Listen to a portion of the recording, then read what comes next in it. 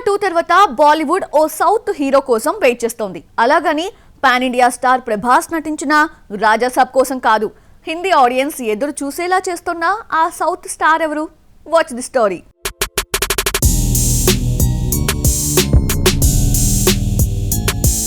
ఖాన్ హీరోల కంటే రిషబ్ శెట్టి సినిమాలు ఎప్పుడొస్తాయా అని హిందీ ఆడియన్స్ ఎదురుచూస్తున్నారు. ప్రభాస్, ఎన్టీఆర్, రజనీకాంత్, కమల్ హాసన్ కు పాన్ ఇండియా ఇమేజ్ ఉన్న రిషబ్ శెట్టి మూవీస్ కి ఎక్కువ డిమాండ్ ఉంది.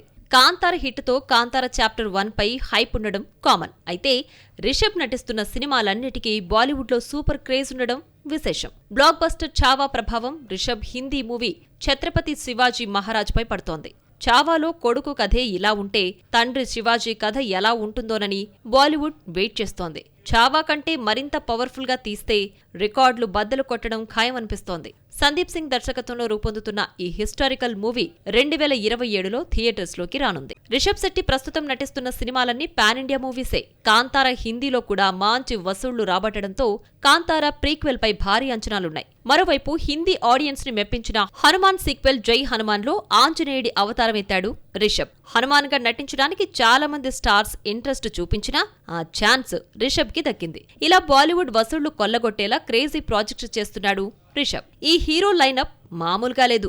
అశ్విన్ గంగరాజు దర్శకత్వంలో సితారా ఎంటర్టైన్మెంట్ ఓ పాన్ ఇండియా మూవీని ప్రకటించింది. కాంతారా చాప్టర్ 1తో మరోసారి పాన్ ఇండియా హిట్ కొడితే రిషబ్ బాలీవుడ్ స్టార్ అయిపోతాడు.